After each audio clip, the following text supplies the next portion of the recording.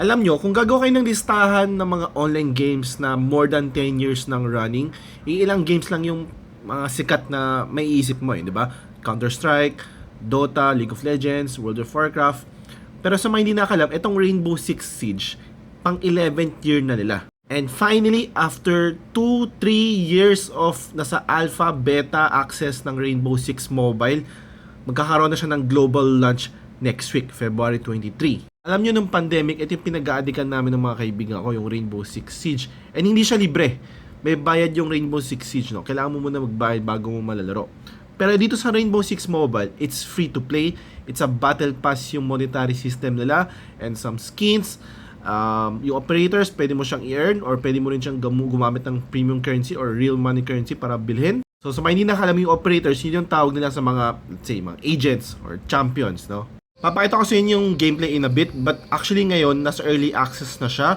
Pwede mo na siyang i-download manually. Hindi mo siya madadownload sa Play Store and para lang sa Android kasi kailangan mo i-download yung APK and yung latest version niya. So, ito yung gameplay. Ito yung mga operators na playable na ngayon. Konti pa lang to. Kung nalaro mo yung PC, sobrang dami ng available. So, marami pang kailangan i-unlock dito sa mobile, no? So, ito yung interface niya.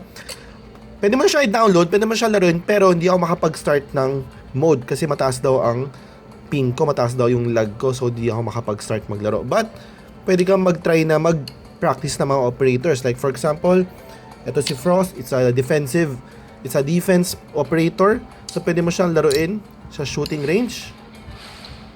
So, bawat operators, meron niyang special mga gadgets, no? So, ngayon si Frost is naglalapag siya ng mga floor mat. Ayan.